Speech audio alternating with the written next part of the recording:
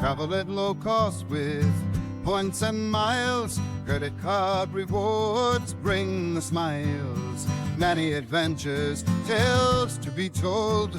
Make and save money, the world will unfold.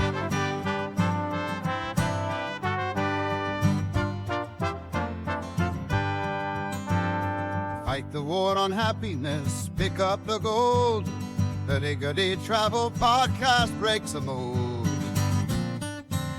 You're listening to the Hurdy Travel Podcast. I'm your host, Justin Vakula, here to help you make money, save money, and travel the world at next to no cost with credit card points, miles, benefits, and loyalty programs. The New York Times says people like us open lots of credit cards, pocket big bonuses, and somehow still have high credit scores. They call it taking advantage of loopholes and exploiting. But I call it using credit intelligently and responsibly within the system the banks established. Play your cards right, and you win the miles and points game.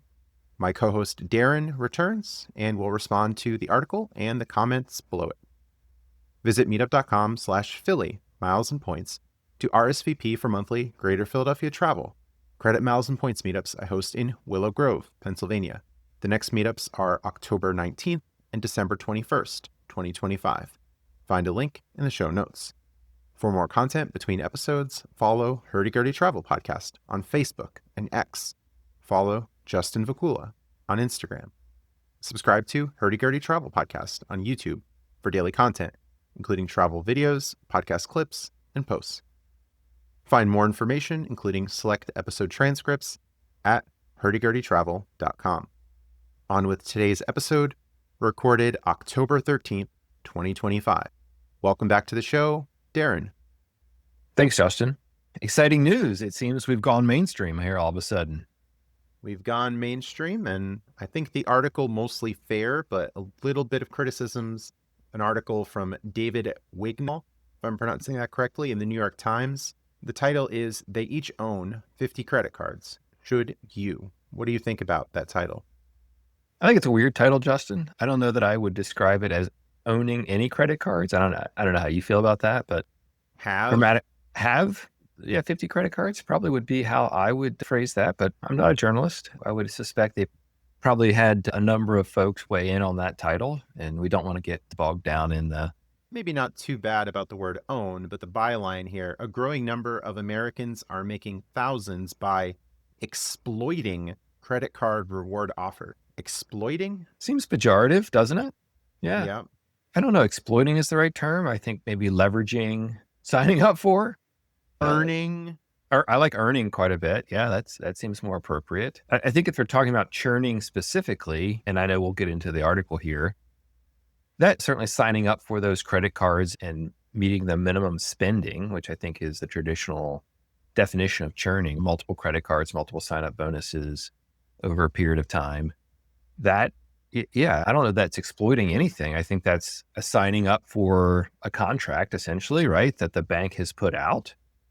Their offer, their promotion. Their terms. We're not saying, oh, if only you could give us this. We're not negotiating with anyone at Chase or at American Express saying, oh, if only you could do a little bit better, perhaps we'd be interested. These are by and large publicly available offers that, or in some instances, targeted offers that we sign up for based on what the bank thinks will be a profitable situation or deal. Their system. And churning, yes, it says the other title, How Churners Earn Money. So is it really churning? I guess to some extent, some people would define that as opening and closing the card multiple times. But for the most part, I'm trying to keep cards for the long run. I'm not signing up for the same card again. Really don't advocate doing that. Some people have said, oh, I'll just stay under 524 with Chase. For listeners that might not know, Chase has an unwritten rule. They usually enforce that if you've been approved for 5 or more cards in the last 24 months, you can't get Chase cards anymore. So some people will have a Chase card for a year, cancel it, and then later get the same card. But usually I'm not doing that. So churners, maybe to some extent. Some issues with the title here, I think. I think, right. The traditional definition of churning and what's actually the article discusses, it probably shows a little bit of superficial understanding of the hobby that we participate in. How consumers, how miles and points enthusiasts, how there could be a lot of other words there. Yeah. And certainly there are people that do it for travel. And then Justin, I know there's, like yourself, there's people that do it as to make extra money, to make the primary source of income. There's lots of different ways to go about this. Yeah, I guess I do take issue with the idea that there's exploitation coming here at all. And that's probably my biggest issue outside of the grammatical nitpicking that I might offer. Both. Why not both? Yes, why not both? And it also says making thousands by exploiting credit card reward offers. Thousands in what time frame? I think thousands is a pretty low bar, especially they're talking about 50 credit cards in the title, so definitely more than thousands. I would hope if you I would hope if you have 50 credit cards, but again, if they're confining their definition to churning, if you look at the credit cards, if you have 50 credit cards, what are the sign-up bonuses associated with that? What value can you redeem those points for? They throw out big numbers, right? Because it's a shock factor that people that normally would have certainly less than 10, maybe less than 5. I would be interested to know what the average American, how many credit cards the average American owns. Justin, how many do they own? Just the sign-up bonuses. And later in the article, they talk about people engaging in what we've called creative spending techniques, and we're definitely earning more than thousands doing that. The sign-up bonuses maybe will get around $800 to $1,000 in value, but if 50 cards, then that could be 50,000, which is more than thousands. And then if you're doing a lot of spend on the cards, you're certainly earning more than that. And business owners in particular that might put business spending on credit cards and get rewards, they're maybe earning 3 to 5% on spend, maybe more. And then the sign-up bonuses, the travel benefits, the luxury redemptions, the international flights. There's certainly a big earn out of this. And some critics of the hobby, maybe the article writer, maybe not, but certainly people in the comments we'll get into later, the earning is quite great, especially if you're booking these more luxury redemptions. Yeah, I agree. And the article here, forget dog walking or lawn mowing. Matthew Palm's side hustle is signing up for credit cards. So yes, it could be a side hustle. And if you're making thousands or getting good value from it, then it seems to be a worthwhile side hustle. It's certainly not full time for most people signing up for credit cards. I think it's a very small percentage of people who are doing this full time. And the people who are doing it full time, I think in that subset, a lot of them are combining it with business activities like reselling. Yeah, to your point, Justin, in order to increase your opportunity or increase the value of these credit cards, you have to garner more points, oftentimes to offset the annual fee that might be associated with some of these premium cards that offer these high sign-up bonuses. And one way you can do that, right, is to spend a lot of money on these. If you have a business, that would make sense. If you don't have a business and don't have other ways to naturally, organically, we call it organic spend, right? Then we start looking at creative ways, because in that instance, the credit card company is going to garner their interchange fees for using the credit card, while we are going to gain some sort of points or maybe bonus points by using it in that way. And the bank still gets their annual fee every year. That's part of that deal we talked about up front. And we're just trying to amortize or dilute out that annual fee over as many points as we can accrue during the year that we have that card. Now, whether that's one card or 5 cards or 50 cards, really it depends on how much you want to play the game, right? Like, how much time do you have for the hobby? I saw a number of comments, and I know we're not talking about comments yet, but I know certainly people that are just getting into the game, or maybe are really busy, or don't, for whatever reason, want to dive all the way down the rabbit hole like you and I have, Justin. But there's still people out there that'll get 2 or 3 or even 5 cards, right? They'll have 5 credit cards, and they'll try to maximize those, optimize the spend on those. And that'll be enough for a family vacation or 2 family vacations every year. Or maybe it'll be a little less money spent when they're taking their kids to travel sports, right? So there's all sorts of ways that folks can utilize this hobby. It doesn't have to be 50 cards. It doesn't have to be hundreds of thousands of dollars, although it certainly could be. And in many cases, the points that you're making, it's very low effort to make these points. You're just signing up for new cards, shifting your spend, utilizing bonus categories. So this isn't exploiting, it's just using the system. And if you're already going to be traveling anyway, like you, for example, you have daughters who are in gymnastics and other sports, you go to different events. So if you can use miles and points to lower those costs, then you're clearly winning. So this business of trying to figure out this exact dollar value per month or per year, it's really, I think, missing the point, pun intended. You did. No pun intended on that one, Justin. Pun intended. Intended. Oh, okay. Okay, good. Again, I don't know what the author's point here is. I think there's a little bit of shock value, right, in the number of cards and the dollars they're talking about. But I think what they lay out otherwise is more or less what we do. We do look for opportunities where there's arbitrage, right? That the point value that I receive is greater than whatever effort, either in time or whatever cost in fees and whatnot that we're going to pay to the card or we're going to pay in order to increase our spend on the card. And when we find those opportunities, yeah, I think it can be, to your point, low effort. You can just have a couple cards and shift your regular spend. Maybe if you're a business owner, that's a very lucrative way to do it. If you're personal and don't have a business and your spend is low, then in order to increase that spend, you're probably going to have to put a little more effort into it. And if you want to accrue lots of miles, you're going to have to look for creative ways to do that. Yes, and we're having fun doing it for sure.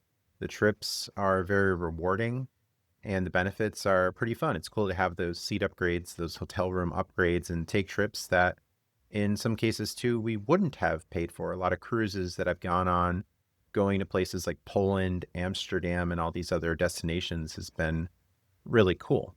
Returning to the article, it says, each sign-up bonus is small, so to make a decent income, Mr. Palm keeps applying. Is it really to make a decent income? I'm not sure that's accurate because we're using points for travel and this isn't quite income. So that's another gripe I have with the article. It goes on, it says, people regularly open credit cards to harvest lucrative promotional rewards. Yes, the logic is simple. Hundreds of credit cards come with sign-up bonuses, so why not apply for as many cards as possible? Yes, and of course, we're going to play within the rules, and I had a little issue recently where I got some adverse action because I opened too many accounts, so I like to spread out my accounts. I like getting business credit cards that keep personal credit cleaner. So it's going to be strategic, and we're going to do this over time. And I think it is a simple proposition that if you could sign up for a new card, shift your spend, hit some welcome bonuses and get some benefits, then I'm all in. Yeah, I think we're both all in. That's why we do the show. Here. That's why we're here. Come Yes. on in. The water Come on is in. great. Yes. And the article continues here. Some are young adults, others are stay-at-home parents, others are wealthy professionals, but a few have traits in common. It's a hobby for people that enjoy reading the fine print, squeezing the last dollar out of every deal, even if it requires several hours of spreadsheet management each week. I'm not sure that everyone is spending several hours in spreadsheets, especially playing the game at a smaller level. But yes, there is a tremendous benefit for this, especially those that aren't ultra wealthy. There is this thing where, oh, if you're making an hourly of $300 doing something, then maybe this won't be for you, but in spare time, it still can be pretty fun anyway. But for most people, and we'll get into this a little bit later, especially those that aren't ultra wealthy, I think this has a tremendous benefit when you use credit responsibly and intelligently. I do not appear on the Forbes 500 list of most wealthiest people. I don't know if that's a shock to anyone, but like you said, Justin, and we've talked about this in the past, the thing points and miles allow us to do is travel more often for my family, travel more often, travel further away, right? Take the once in a lifetime trip every year, do it in a class of service that would be usually more than we could afford to do and still do the other things that we're committed to doing, right? So save retirement, not go into debt, help finance our college education for the kids, right? So that sort of thing, while also still enjoying, and we like to think, educating our kids about other things in the world, right? But there's also some, very candidly, there's some selfishness there, right? We enjoy doing that. And I do think they talk about a hobby here. Everyone needs a hobby. And so for me, this has been one that is fun, is rewarding. And unlike a lot of other hobbies, by and large, provides more benefits than it does costs. Yes, we're making and saving money through this and having fun. So that's a good benefit. The article continues, the amount you can eke out is ridiculous, she said, speaking of one person interviewed here. I still have pinch myself moments all the time. In addition to the cash, 5 figures each year, she said her churning supports annual vacations to Japan, Florida, and Hawaii. Yes, that's right. So if you can make some money from this, in addition to what you're otherwise doing, and taking the trips, saving money, that's really good. And here comes the next section of the article. One wrong step can wreck your credit. This isn't for everyone. The hobby requires cash up front, since unlocking a sign-up bonus usually requires customers to reach a spending threshold. One wrong step can wreck your credit score and lead to hefty interest charge. Okay, indeed, yes, you have to be responsible with credit. Saying it requires cash up front, I'm not sure that's really accurate, especially if it's spending that you're doing anyway. It's not requiring cash up front or additional cash up front. The only upfront might be an annual fee on a card, but even you have the time to pay that. It's not immediately due when you sign up for the card. So it's not like we're spending extra money. That's one mischaracterization of miles and points. Oh, you have to spend all this extra money to get the sign up bonus. But what if it's spending that you're doing anyway? Then it's not requiring extra cash up front. Yeah, that's 100% right. We don't advocate, and certainly we don't suggest don't advocate that people change the way they spend money, at least not organically. Don't justify the new clothes or the down payment on the new car or whatever else, whatever splurge type thing that you weren't planning to do, but now I have this credit card and I have to meet this minimum spending requirement. That's not the way to play the game. If you have a big expenditure coming up, you suddenly have to pay. You're paying for college, for example. I will speak personally. You can pay that off with a credit card for no fee. You already have some money saved to pay that off. Now I'm leveraging what the banks are willing to provide to use their card to make those payments into some Alaska Air miles that I can book a return trip for my family from Asia next summer. So that's a great deal. And some Amtrak points to maybe go up to the airport, all sorts of different things that, again, it's knowing how much you are going to spend anyway, not spending more to meet a specific goal. I'm still embracing the frugal life. I have my Nintendo Switch Mini, I believe it is, the cheaper, older version. And just because I have plastic and I see the new Nintendo Switch 2 for, I believe, $600, I'm not spending that extra money and putting money in up front to reach sign-up bonuses.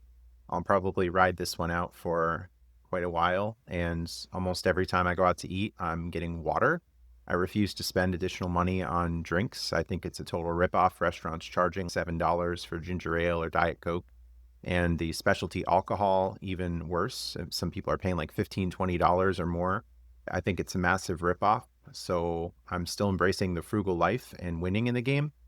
Yeah, I don't understand the cash up front and then sometimes the criticism, and we'll get into the comments of spending more money than we usually do. So we're not doing that. Yes, one step can wreck your credit score. You have to be responsible with this. So credit can be good or bad depending on how you use it, like most things.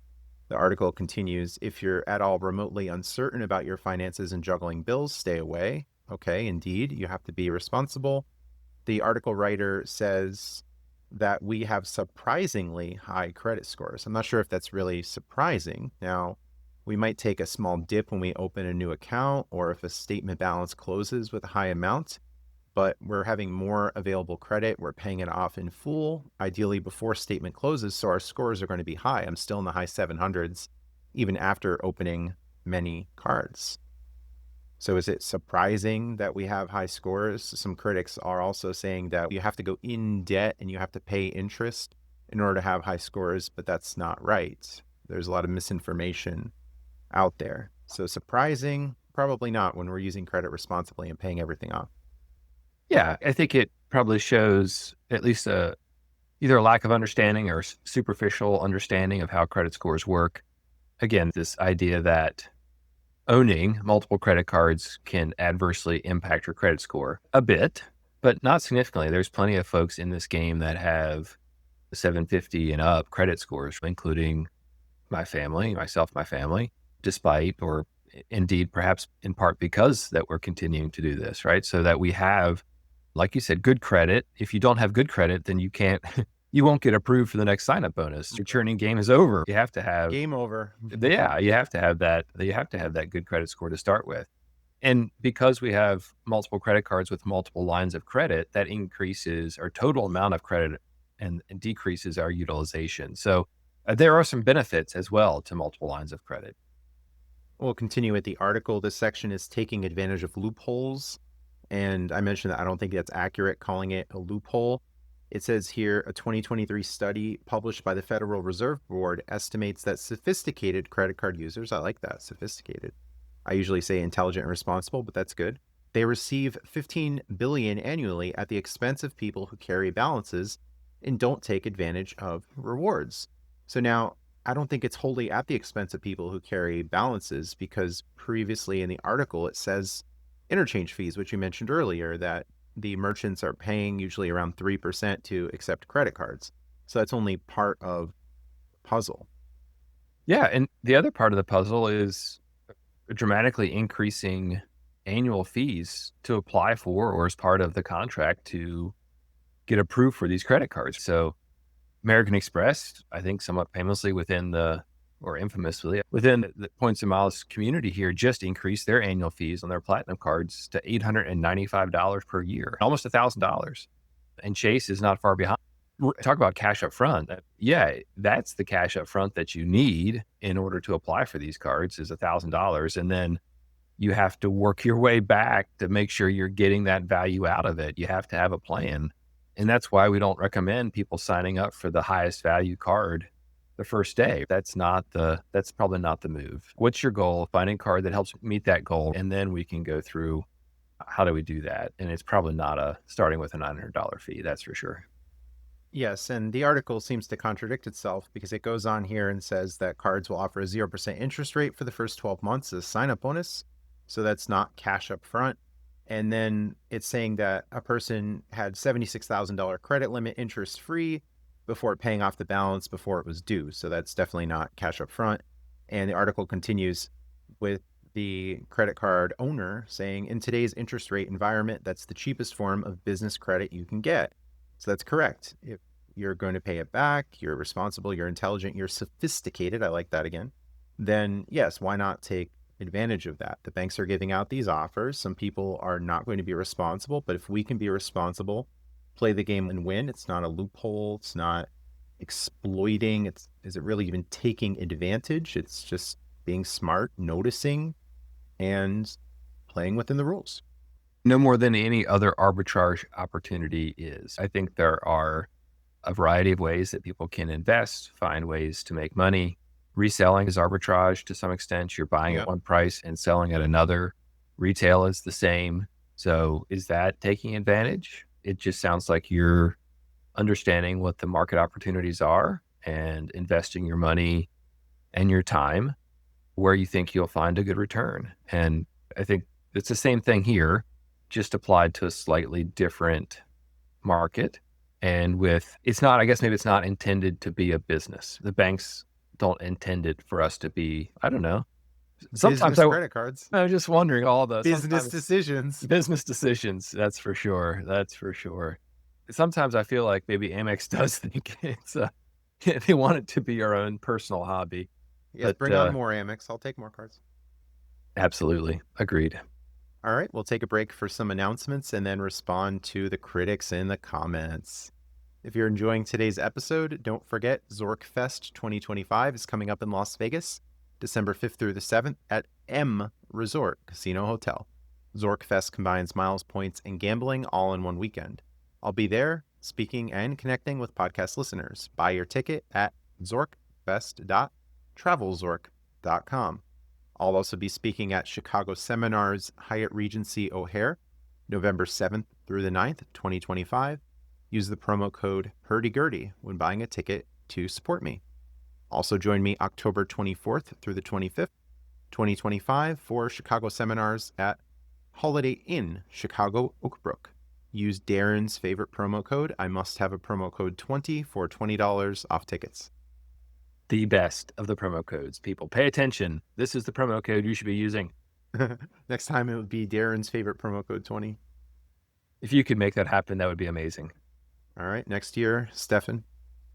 This episode is also supported by Card Pointers. If you have multiple credit cards or 50 credit cards like me, Card Pointers helps you automatically activate bank offers and knows which card to use for maximum rewards. Card Pointers saves me time and money. Use my link, cardpointers.com/hurdygurdytravel for a discount on annual and lifetime plans. I also host monthly travel and points meetups in Willow Grove, Pennsylvania. Next meetups are October 19th and December 21st, 2025. Darren, will you be in attendance? Yeah, that's the plan, unless something crazy happens. But yeah, I have a couple other things going on that weekend, but nothing going on Sunday. So look forward Excellent. to seeing you and whoever else makes the trip. Nice. If you're local or want to make the trip, it's a fun, casual way to talk point strategies, meet like-minded travelers, and share ideas. RSVP meetup.com/Philly miles and points. Finally, I'll be speaking with Frequent Traveler University in Irving, Texas, just outside Dallas for the FTU Dallas event, May 1st through the 3rd, 2026, way ahead of schedule at the Nilo Las Colinas Hotel by Hilton. Join me and community members for social events and educational sessions. Ticket sales are live, $200 for FTU, Frequent Traveler University members, and $249 for non-members with the early bird sale. Grab an annual membership for online courses, seminars, member perks, event discounts, and even more. The sign-up link and membership for FTU Dallas is in the show notes. Sign up using my link to support the show. All right, back here with Darren. We're talking about the recent New York Times article, They Each Own 50 Credit Cards. Should you? Now, we've addressed the main article. Wait, I didn't realize it was a question, Justin. Yes. The answer is yes. I buried the lead. That should have been my response to the title. Should you? Yes. If you're responsible. If you're sophisticated. If you're a sophisticate. Get in the game. If you're interested in playing the game, yes. The answer to everything, more credit cards? Yeah, maybe not day one. We don't recommend applying 50 credit cards on day one. But yeah, come out to the meetup, talk to Justin, and let's get you on the path. Justin, maybe we should post something in the comments about this and say... Ooh. It's definitely in the show notes, yes. Yeah, show notes. I was going to say the comments of the article, although maybe we can't do that now. Maybe the comments are closed. Situation. Yeah. It is closed. Too late. Let's address these comments. But first, if you are a Subscribestar member, you have the opportunity to add your feedback or ask guests your questions. And this one's a feedback. Listener Eric and subscriber Eric says, no additional questions. I'll never understand the people in these comments. We don't make the rules, we play by them. The lack of understanding when it comes to unilateral contracts is baffling. Sure, they set the terms and conditions. If we accept their offer and it's not profitable for the issuer, that's on them. Further, with all due respect to W-2 employees, any of these comments regarding getting a job as a better use of one's time is myopic regarding one's ability to seek value and generate value on their own. Amen, Eric. Amen.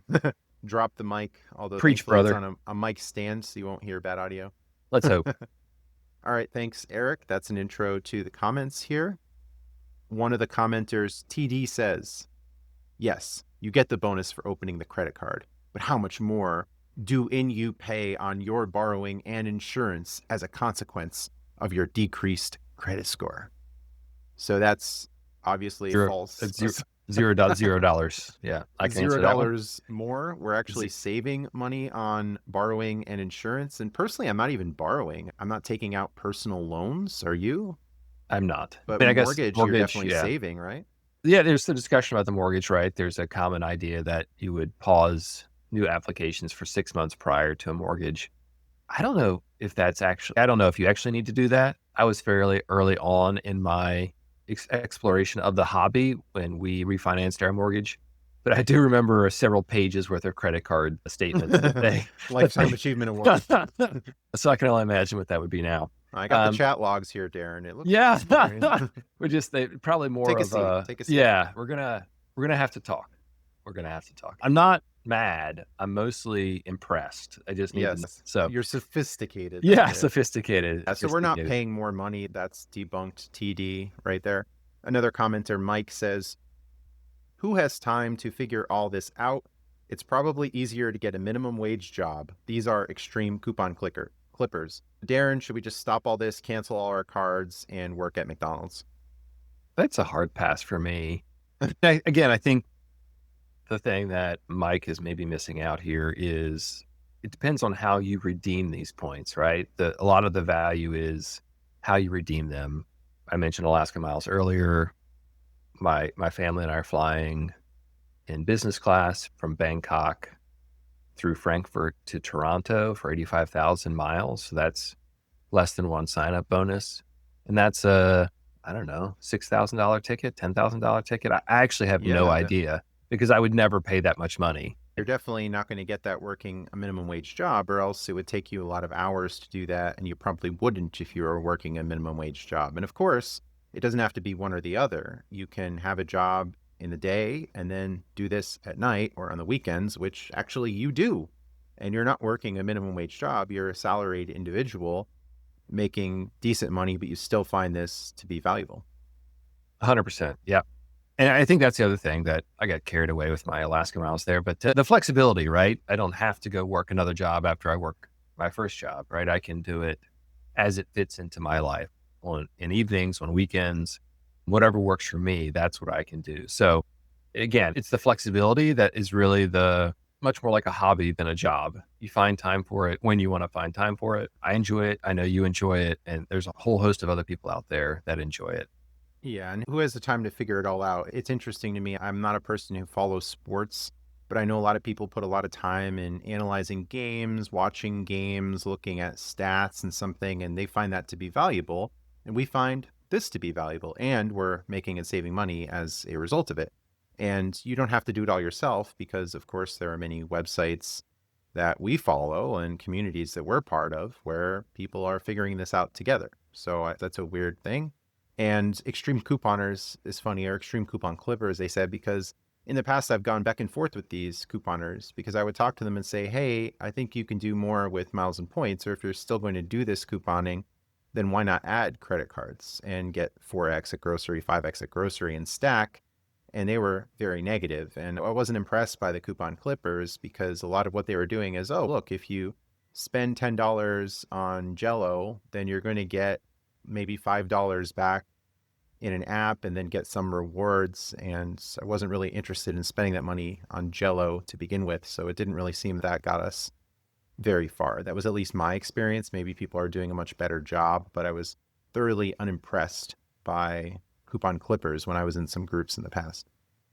Yeah. Again, I think are you able to get the thing that you want or the thing that you were going to get? In coupon clipping, were you already going to buy the peanut butter? In which case, great, you're going to save some money. Were you already going to pay an insurance bill? And so now we're just changing from how you pay that insurance bill from a check or a debit card or an ACH to a credit card that then you're going to pay off with an ACH some number of days later. Nothing has changed in how you're going to spend the money. It's just the way that you do it that accrues more value. Yes, and I'm going to be going to Brisbane, Australia next year, and certainly clipping coupons is not going to get me to Australia, so we're getting far more value.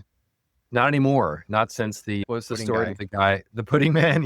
Pudding man can. I say in the outro, I don't sing, but in this case I did. Just this one time. All right, moving on to another comment. Commenter Soul, not to be confused with the WWE wrestler Sol Ruca, would not say anything like this. But Soul says, their success, and they put scare quotes around the success, is nothing more than accumulating for themselves at the expense of others. Parentheses, not the companies. These things are inevitably a zero-sum game where the losers who pay for this are other little people. This was mentioned more than once in the article.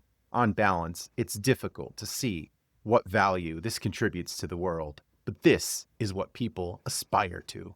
And the way that this is spreading these days, wrong form of it's, really a reflection of the twin tenets of self-centered consumerism and the lowest common denominator effect of social media, which itself just represents values that are just unquestionably accepted today.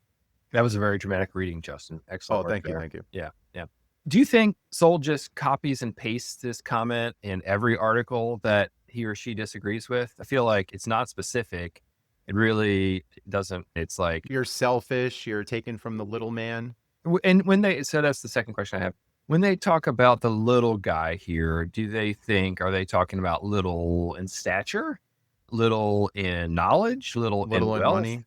Yeah. What's the little here? I think The soul needs to Yeah. be more Yeah, and is it specific. really selfish? I've been very sharing of travel with others, and it Mm, helped them save money on travel. And yeah. I'd go meet people, they'd be pretty happy. We found community. We're having a fun time with this. We're educating others. Yeah, they're just anti-credit card here, anti-social media. They brought social media into it. It's like their issue that they don't like, and they're That's what just I'm saying. Yeah. bringing that up. They're just talking about a bunch of stuff that doesn't really have anything to do with this. The There, self-centered consumerism, the twin tenets. yeah. And consumerism, I hear you. And Consume. there are a number of countries that rely almost exclusively on tourism as part of their service industry. So I think Iceland, for example, their number one industry is around tourism. And is that bad? Yeah, you should just feel bad. You just should feel Should we go back to fermented sharks and like gardening. Yeah. Yeah, live in the mountains. All right, Right. we'll move on to Zach here. This article is remarkably behind the times. Churning probably peaked around 10 years ago since the release of the Chase Sapphire Reserve card. Zach's not entirely wrong about churning specifically if we narrowly defined it about signing up, as you said earlier, signing up for the same card over and over again. There are a few cards that famously you could do that. Alaska actually was one of them. So he's not wrong about churning specifically, but I think in this instance, the author of this article is using probably churning in a more broad term or to encompass more of what we do as part of the hobby. So yeah, okay, sure. I'll give Zach that one. I've been in this for about 8 years, 2018, quick math there, and I've had tremendous success. So I wouldn't say it's peaked. I think that the hobby has still a lot of value, and there have been some amazing opportunities in the past few years. So I don't know about peaked, but that's, I think, missing the larger point of there being great value. We'll move on to the next Chris for another dramatic reading. What a weird materialistic world we have created, dashing from one deal, scare quotes, to another like pigs to a trough. To get caught up in this melange of behaviors says a lot about how shallow we have become. Suggestion: keep things simple and stop, quote unquote, needing all the things you buy. Most of them you don't need. Spend more time with friends and acquaintances than with stuff. It's more fun, and you could expand your universe immensely for free. Why not spend more time with friends and families riding on an airplane up front than in the back or in Oh no, Darren, you're melange five-star melange. hotel instead of a hostel? Like, Shallow, I don't Darren. You're know. so shallow. It's so shallow. Keep things guess. simple, Darren. Just sit at home, And chop vegetables. Oh, sorry. I thought you were going to say sit at home, apply for credit cards, and play blackjack, which is what I do. I thought that's where you're Clean going. the shower from mold. You got to watch out for that. Yeah. Cleaning All the supplies. things. You got to spend that time in the kitchen, Darren, and do These are everything by hand. And you don't need anything. So look at Expand your universe. For the first few years of my professional career, I worked closely with the Amish. Good people, by and large, right? Like everybody else. There's some folks in there not so good, but like everybody else, right? They work hard, but it's not something I necessarily aspire to. I'm gonna let them continue to. I'm gonna let them continue to reject technology, and I'm gonna find ways to find success here using the tools at hand.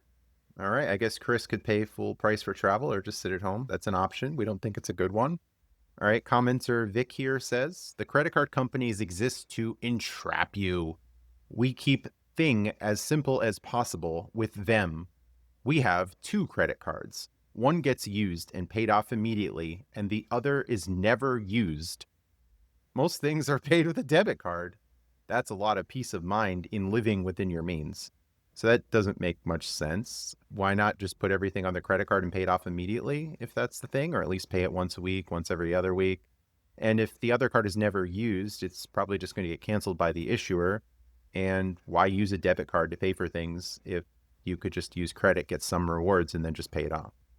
I had exactly the same thoughts to everything you said, and I will add. All right, good. Heaven forbid you ever are scammed. You go to a gas station late at night, you're traveling, you put your debit card in to pay for gas, or you're somewhere where you're paying for something with a debit card, and somebody that doesn't have the same morals, Vic, as you do, steals that debit card and now can use it to spend a lot of your money.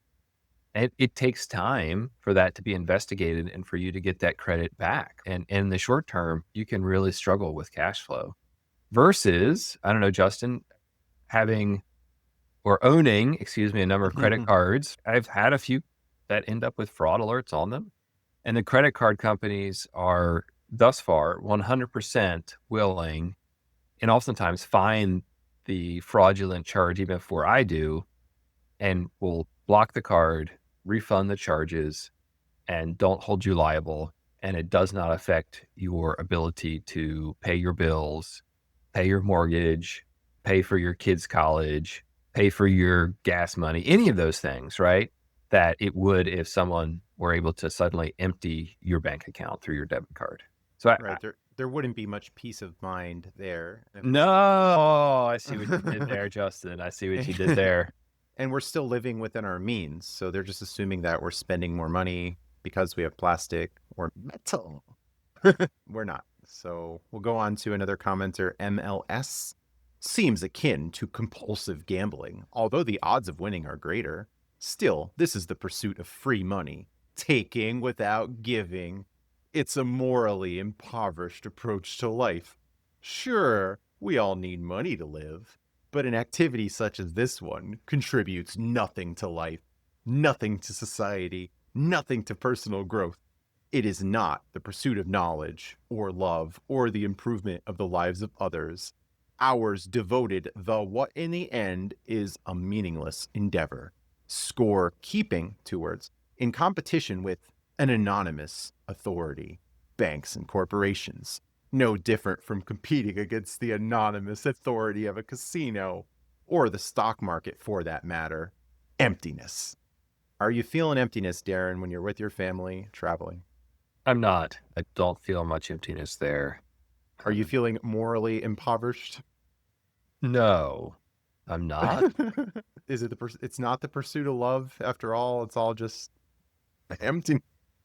Emptiness, Darren, emptiness. Anonymous authorities. Sometimes emptiness is nice, right? When you've managed to find yourself a quaint little Airbnb away from everybody else, and you're sitting on the porch and looking up the sky and pondering your place in the world. But I'm not sure that's the emptiness that MLS is talking about. No, more like solitude or contentment. Yeah. This is negative. Yeah. All right. How about B-Bar? B-Bar says, a debit card linked to a spending account works fine for me.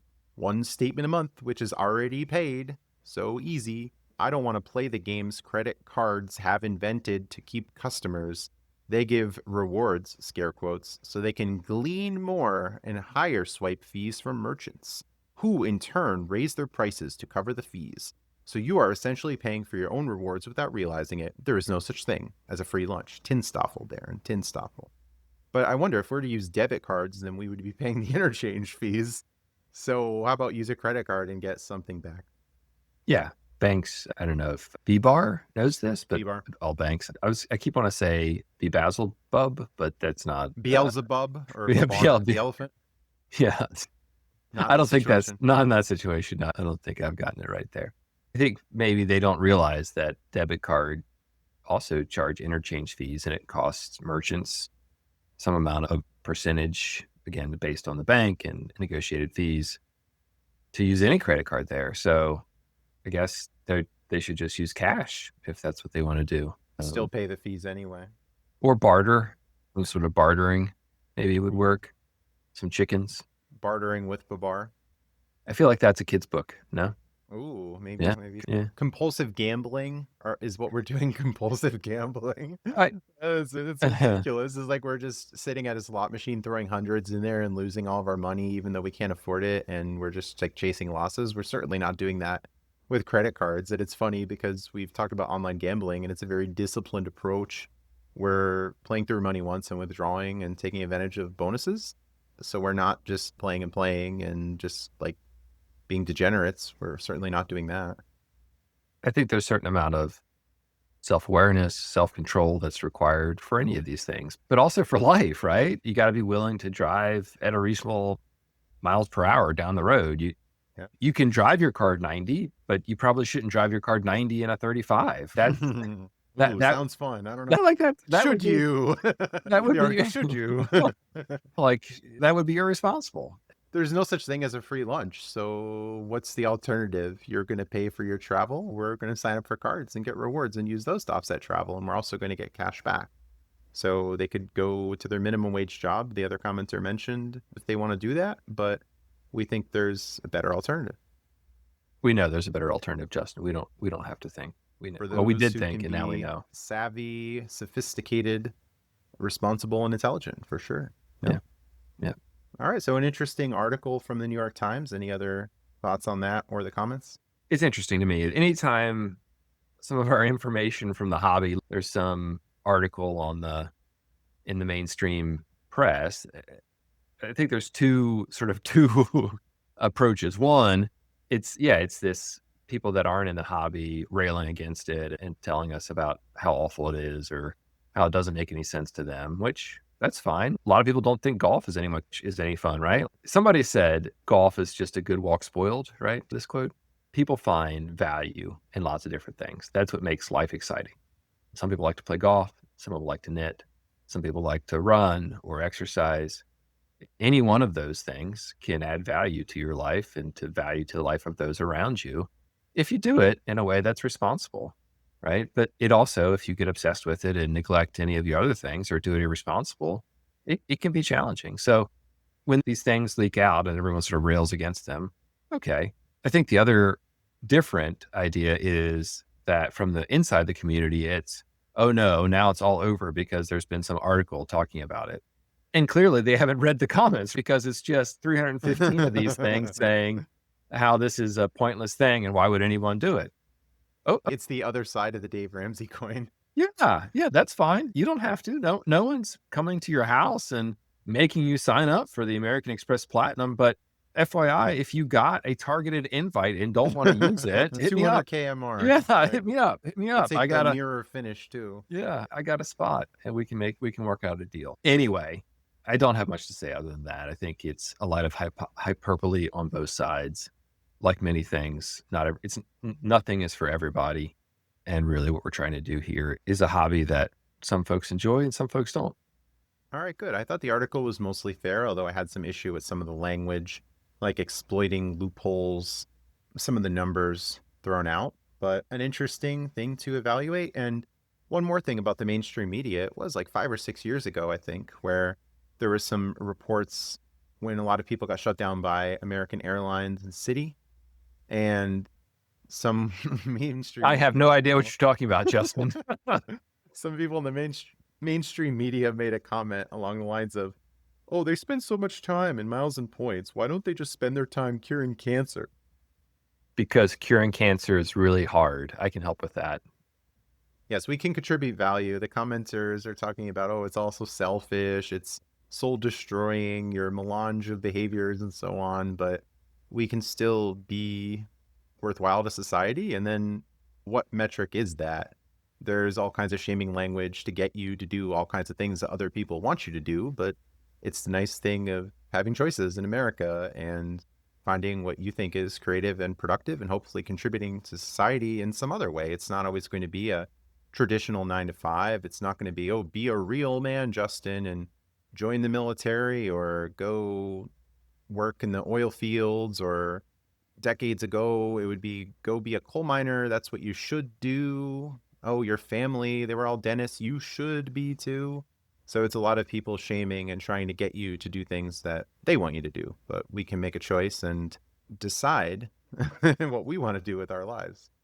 Yeah. And I think it goes back to some of your early podcast, Justin's about choosing your own path, not doing what society necessarily expects of you, but finding something that you find value in and doing that. And when you find value in it, I know for you, this article talks, or at least the comments talk about how there's no other value, but I know you found tremendous value in community around this hobby and teaching others and hosting this podcast with me, which I'm very thankful for.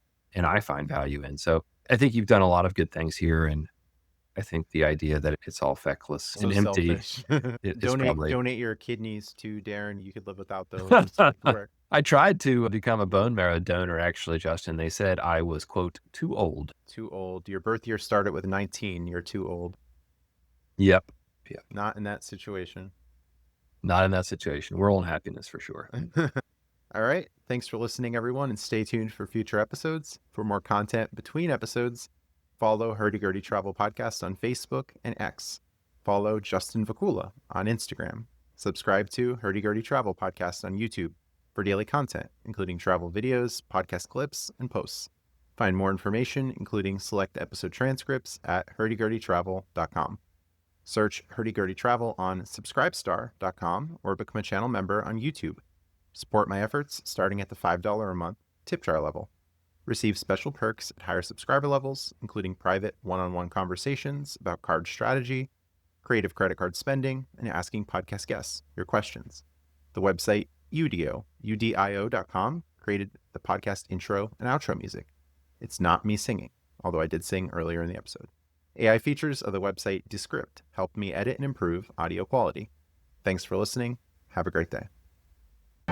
Travel at low cost with points and miles. Credit card rewards bring the smiles. Many adventures, tales to be told. Make and save money, the world will unfold.